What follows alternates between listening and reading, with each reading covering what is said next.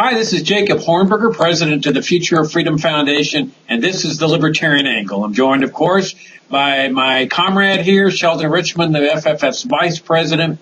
And this is the show, as you know, that brings you the libertarian perspective on the burning issues of the day. Sheldon, I thought we'd talk about, since this is Christmas time, the coerced charity philosophy of the welfare state. The underlying philosophy of the welfare state is that it is a way for Americans to show how good, caring, and compassionate they are.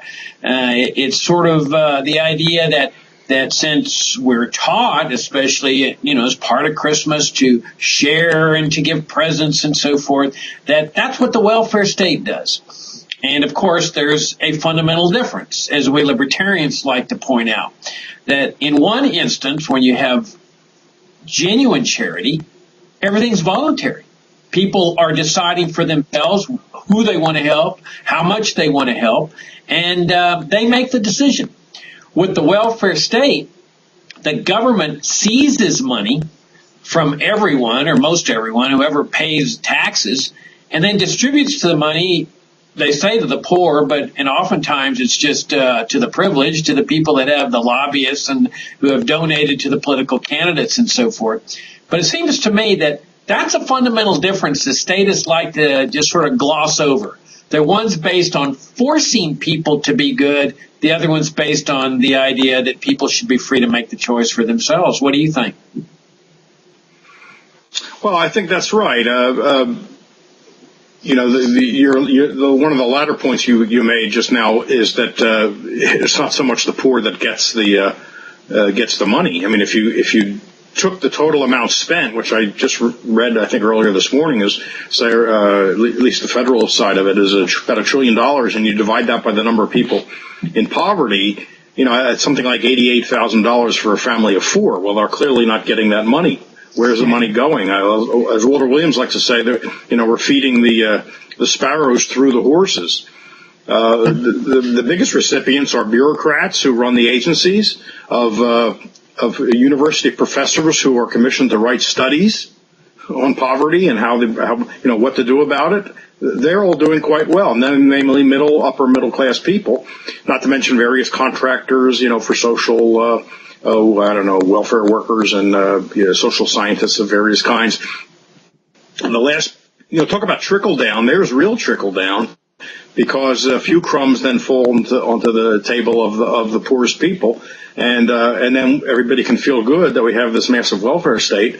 But every year they're complaining that more and more people are in poverty, so something's really wrong. I mean, somebody calculated just a few years ago that if you took the total amount spent since the Great Society began in 1965, and the spending really kicks in around 1970, I think. It takes a while to gear up. You could buy the Fortune 500 companies with the money. Clearly, that money's not getting to the really, truly neediest people. And, of course, they never really talk about what the neediest people need. And that would be a radical deregulation and deprivilegization, if I could invent a word there, of the economy, and a removal of all the obstacles to self-improvement, self-employment, and the like, and mutual aid societies. So, yeah, you're right. It's a failed system. We could have said in advance it was going to be a failed system, because we know theory can tell us that. We didn't really need the test. Unfortunately, a lot of people have gotten hurt as a result of the empirical evidence being gathered, but I don't see any will to make any big changes. Well, I'm glad you brought up about the racket that all this thing is, because that's the way I felt for just about since I first discovered libertarianism.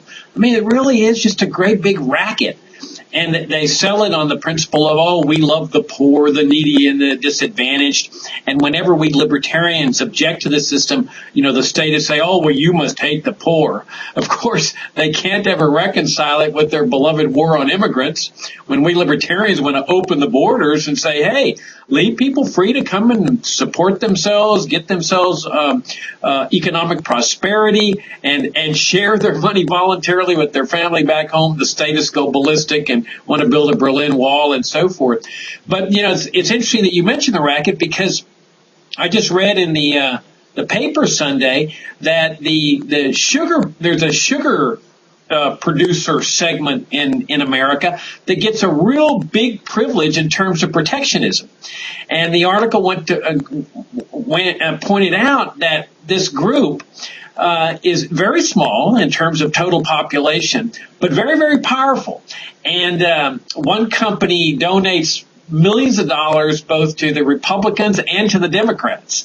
And so they've got it all locked up that when anybody ever tries to dismantle this little Christmas present for this company and for this sector of society, or they mobilize and they contact all the congressmen that have received this this campaign contribution, and they're able to, once again, get this special privilege that costs, according to the newspaper, untold amounts of money for American consumers. And despite the fact that candy producers here in America get hurt because they have to pay artificially high prices for sugar, the fact is that this is how the welfare state really works. If you're able to donate money, big money to campaign, to the campaigns of public officials, you're going to get benefits back in return.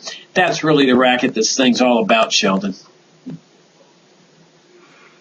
Well, it's a phenomenon that was precisely identified by the Public Choice School of Political Economy, which pointed out that when you have a concentrated group, a relatively small group that's easy to organize and that can get a big payoff from some government favor, they're going to have the advantage over the people who pay the price, which is just the mass of taxpayers or mass of consumers, such as the case you mentioned, where it's consumers that are paying. So you have a few families basically that grow cane sugar and beet sugar, and they have no trouble getting together and organizing because they're a small group. Bigger groups are harder to organize. Plus, each family can calculate how big the payoff will be if they can get these quotas on foreign sugar, which they've had for many, many years, and it constantly is renewed. And even when the so-called free trade agreement is signed with a Latin American country, there's always an exception for sugar. Surprise, surprise. So they're going to have the advantage over the people that pay the price, which is the mass of consumers. I mean, for a sugar producer, the most important thing in that person's life, certainly in the economic side of that person's life, is the production of sugar. And so they're willing to go to meetings and hire lobbyists and that care about sugar. But for sugar consumers, that's not the most important thing in their lives. They got a lot of other things going on. So you can't organize the hundreds of millions of sugar consumers and get them to fight this quota. And besides, at best, it will only save them a few bucks a year. Each person doesn't pay that much. Put it all together, it's a lot of money, though. And people don't even know that the quota is what's causing the price of sugar to be more expensive because they're not even aware of it. So even if they knew it, how much effort are they going to put in to save a couple of bucks? So all the advantages is to the small minority that's well organized, which sort of flies in the face of democratic theory, right? That says the majority is supposed to rule, and yet on things like this, minorities consistently rule. Small groups consistently lord it over large groups. And that's right. They're going to get the benefits. And so despite all the talk of the welfare state, most of the benefits are going to well-connected. Most of the transfer is up. It's going up the economic ladder, not down the economic ladder as we're led to believe. Yeah, and as you point out, you've got this whole army of bureaucrats, the poverty bureaucrats that make their nice salaries based on the welfare state. You've got all the contractors and the subcontractors that are out there making money off this thing. And I think we need to look at it in terms of fundamentals. What is wrong with a system in which people keep their own money and decide for themselves what to do with it? I mean, why not a total separation of charity and the state the way that our ancestors separated church and state? What would be wrong with that? What would be wrong with just leaving the American people free to make that call? After all, that is the system that America was founded on. There was no income tax for 150 years.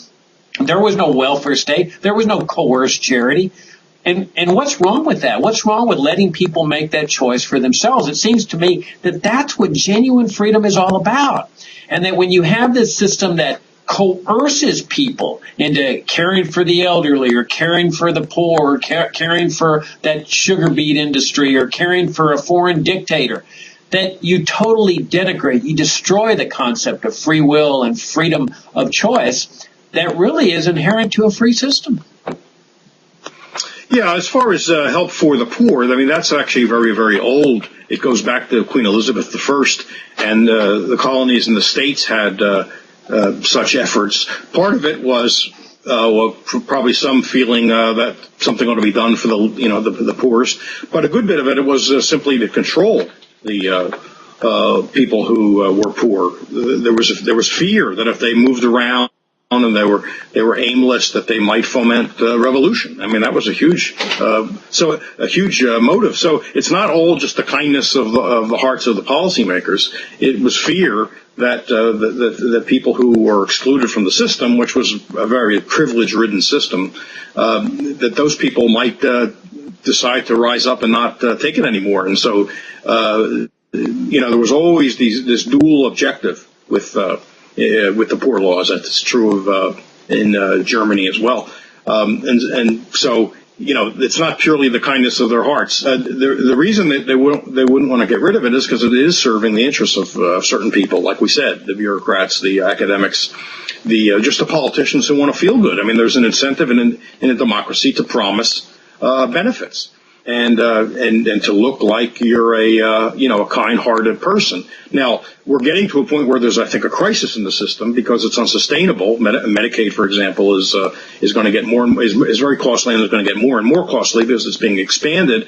And at that point, then the bulk of people, taxpayers, then begin to worry about it. So politicians will then begin to adjust and sound maybe a little more critical of those programs. But when things are going well, at an earlier stage, there's much political good to be made in just promising benefits. And of course, you have to hit the middle class too, so they don't feel like, hey, all the stuff's going to the poor. What stake do I have in this? You spread the benefits out, like with college grants and subsidized loans to middle class kids who go to college, so that the middle class will feel like they're part of the system too, and they have every reason to keep it going. So it ends up being, nobody's criticizing it except libertarians who have this ideological as well as practical and moral grounds for attacking it, but not enough people listen.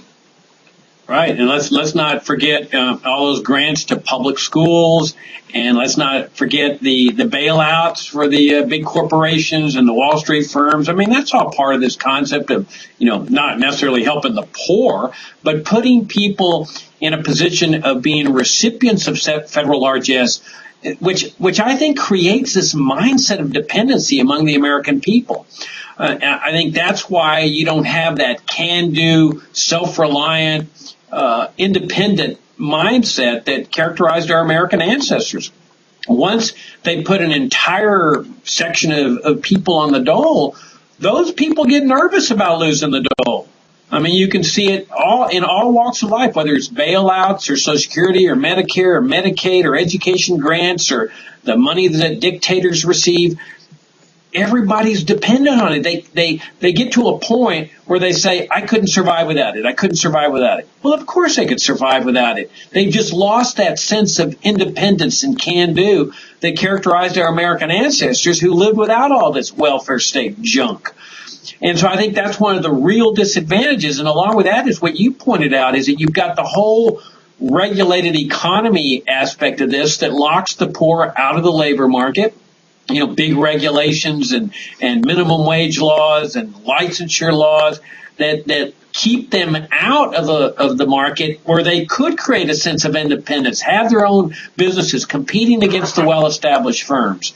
And then the only answer is, well, okay, they're locked out, but we'll put them on welfare. And some people stay on this, like public housing and so forth, for generations. And it destroys that spirit of what it means to be an independent person. Yeah, that's the big thing, because I think a lot of the welfare that's aimed at low-income people is protectionist in a way. It's protection for the system of privilege, which does lock people into poverty, or maybe just above the poverty level, but not not a great situation. It locks them into that. The powers that be don't want people to get radical ideas about changing things because their privileges are at stake. So they placate the people who are hurt by the system by throwing them, a minor amount of food stamps or cash or whatever in the name of welfare. They then play up how good-hearted they are and attack anybody who's opposed to it.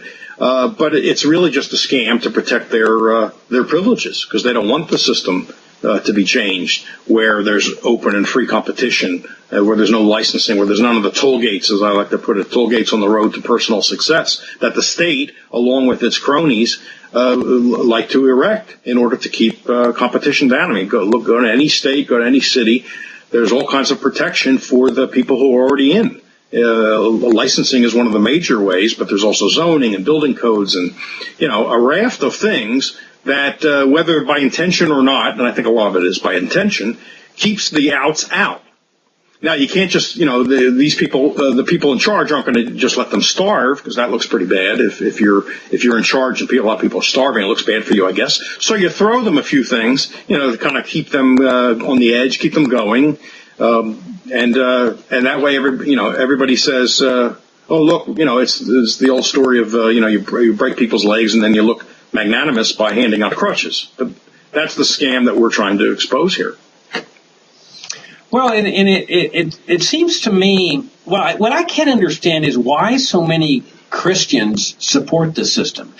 Because it seems to me so clear that this violates fundamental Christian principles. I mean, you and I have talked about this in the past, that if somebody goes and, accosts somebody in a dark alley and steals $1,000 from them, that we call that theft. I mean, we call it, violation of the principle, thou shalt not steal.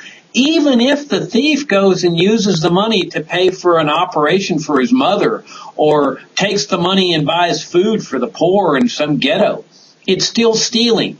That if you want to help someone else, you want to help your mom out, you want to help the poor out, you go and ask people for help.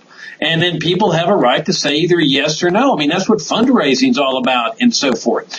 But to go and just take the money, I think everybody would agree that's just wrong. And yet, somehow or another, when it's elevated to the level of the government, majority rule, that the statists just throw out moral principles. I mean, we libertarians would say it's still wrong. You can't just take somebody's money from them to go help your mother or to help the poor and so forth. Go out and do some fundraising. Go out and ask people for help. And so you've got this entire system that is based really on a direct violation of Christian principles, the principles of free will, of genuine charity, of coming out of the willing heart of an individual to help someone else, and is really just based on legalized stealing. What do you think? Well, that's the point that, people of our persuasion have been saying for a long time. And Bastiat talked about legal plunder, characterized when the government engages in transfers, no matter from whom to whom, it's plunder. It just has the color of law. And as I wrote a couple of weeks ago in an article, most people understand what's wrong with theft and those kinds of offenses when they're committed by private individuals, but there's a moral alchemy that seems to occur, and what is considered wrong suddenly becomes right if it's done under the political cover, particularly if it's in a democratic representative democracy or a constitutional republic. Then suddenly what everyone would condemn as bad becomes good, and they're never confronted with that. Explain to me how it becomes good. The fact that a bunch of people voted for it, and not everybody voted for it, a lot of people don't vote. How can we take it from people who aren't willing to give it up just because some people voted and said this is what we're going to do? And they're never confronted with the question, because it's not a question that interests the establishment media. I mean, if you watch talk shows, you never see this question advanced. I mean, I saw a discussion of Medicare and the libertarian view on MSNBC not too long ago, and one of the commentators, a former New York Times columnist, said, well, libertarians talk about freedom, but heck, if the people want to have Medicare, why aren't they free to have Medicare? I mean, this was considered a serious comment. The fallacy ought to be obvious to anybody who looks at it for a few minutes, but here's this guy who's a perfectly respectable, intelligent guy, had no hesitation in saying this, that somehow if X% of the people who go to vote, even if a larger group don't even go to vote, pass this, then they have the right to force the people that don't want to be involved in it. But nobody else on the panel said, well, wait a second, that doesn't really make any sense. Because to them it all makes sense. Yeah, because they've all been born and raised under the welfare state, and so it's just a given for them. But I think this point's very important. I want to follow it up on it. This notion that we live in a democracy, we often hear that, and the majority rules, and if you don't like it, you can get your people elected to public office. What that ignores is the idea of fundamental rights. I mean, this is what Jefferson was writing about in the Declaration of Independence, that there are certain rights that are beyond the reach of the majority. They're fundamental. They're inherent. They cannot be infringed upon, even when the majority consists of 95% of the populace. And, a good example of this is with respect to church itself. I mean, what if the majority, the great majority, 95% of the American people said, it's not enough that we force people to be good and caring with the welfare state. We really need to go further than that. We need to force everybody to go to church here. Well, here's the majority ruling. I mean, what would be wrong with that? With a law that forces everyone to go to church so that they'll be more moral and good and caring and so forth. They'll be more apt to support the welfare state. Well, I think everybody would see what's wrong with that whether you go to church or not is your decision. That is not subject to majority rule. Why not the same principle on what you do with your own money? Whether you want to help the poor or not, whether you want to give to your ailing parents or not. And it really goes to show you, Sheldon, the lack of confidence these people have in freedom. I have absolutely no doubt that if you push the button right now and eliminated every single welfare state program from Social Security on down, all the way down to foreign aid to dictators, that people would do what they considered is the right thing with their money. That you wouldn't have to worry about, I doubt if they're going to support dictators with it, but I have no doubts they would support those in need, including their family and so forth. Freedom does that. It nurtures, it develops that sense of responsibility, compassion, and caring, while coercion destroys it. Yeah, I think there's a very odd view, especially among establishment types, of both left and right, so-called liberal and conservative, Republican and Democrat. They have this very odd view of the line where they draw for freedom of conscience. Like you said, I can't think of anybody, well, there may be a few exceptions, but generally no one's going to support the idea that people ought to be forced to practice some religion. It's going to be a very odd person who would think that ought to be done. I mean, there may be a few out there. So they believe in freedom of religion and freedom of conscience, that you ought to be able to do it would be wrong for you to be forced to go to some house of worship, on a dictated day of the week. But when it comes to something like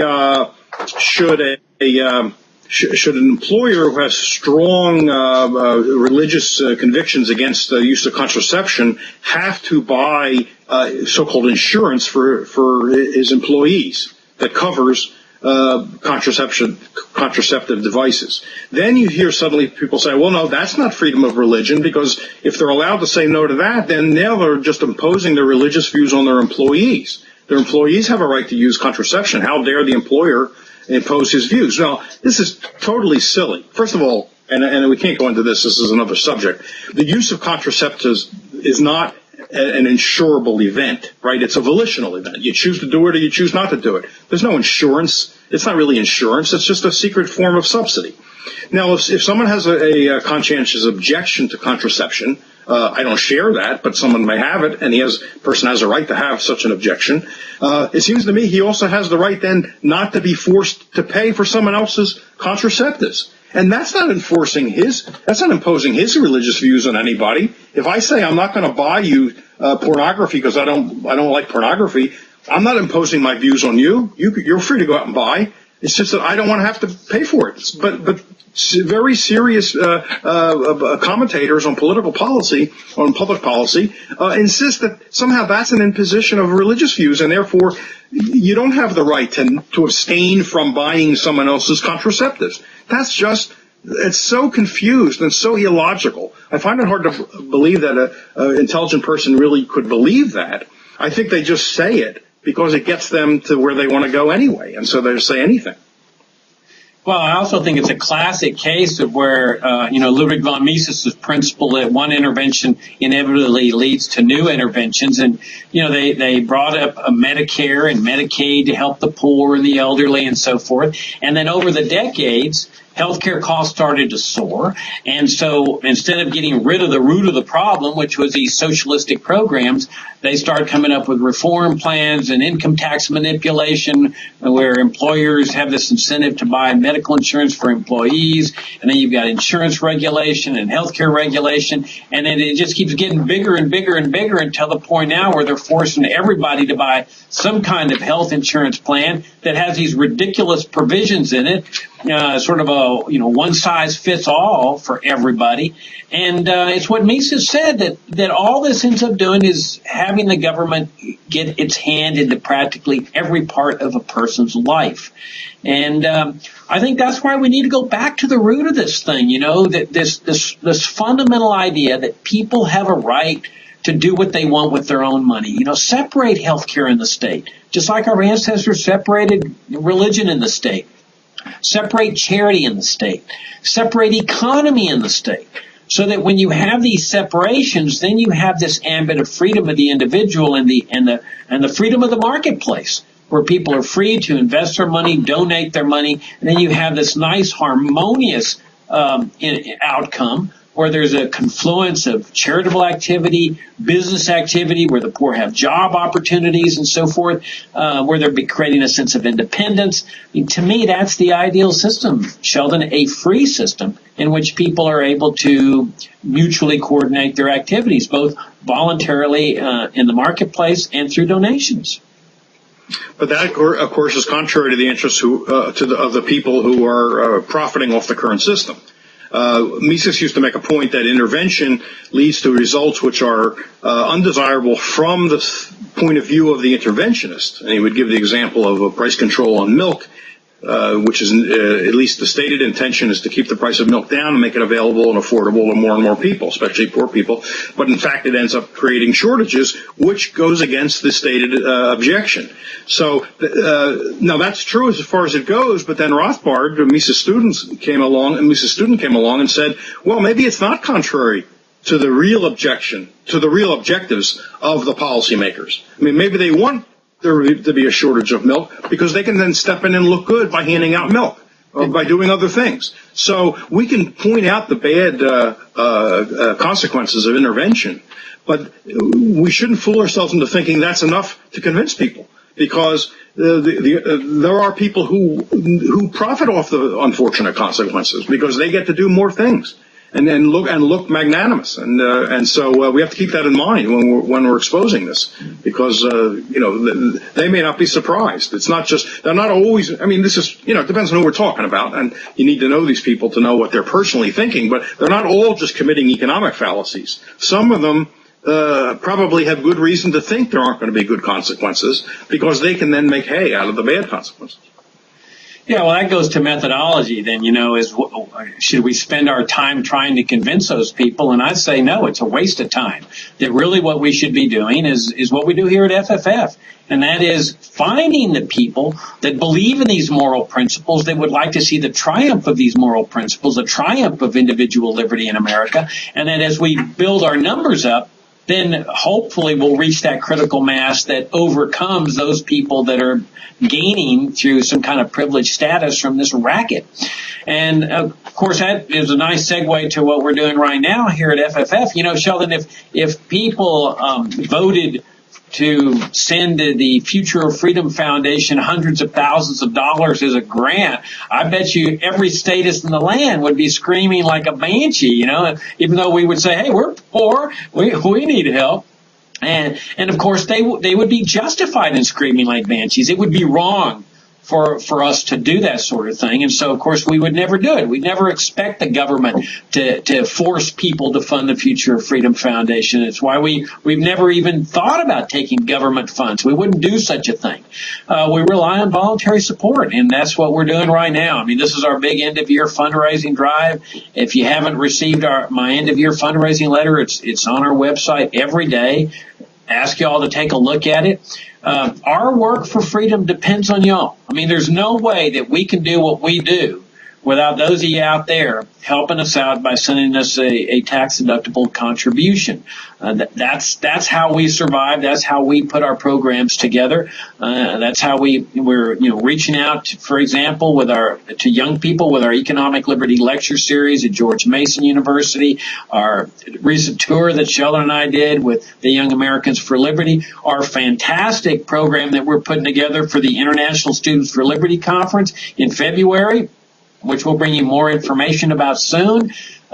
Our work depends on your support, and along with everything else we do, the Future of Freedom Journal that's edited by Sheldon, our FFF Daily, which we strive to make the best email publication on the internet, the Sheldon's Great Op-Ed program, where we send op-eds extolling the virtues of freedom to newspapers all across the land. We're here advancing liberty because of those of you who have supported our work over the years. We need that support. We need it more than ever. And so we'd ask you to take a look at our donation page, take a look at our work, and consider sending us your generous support. In any event, thank you so much for tuning in, and thanks for your great support of FFF, and thanks for continuing your support. This is the Libertarian Angle. Until next time, this is Sheldon Richmond and Jacob Hornberger signing off.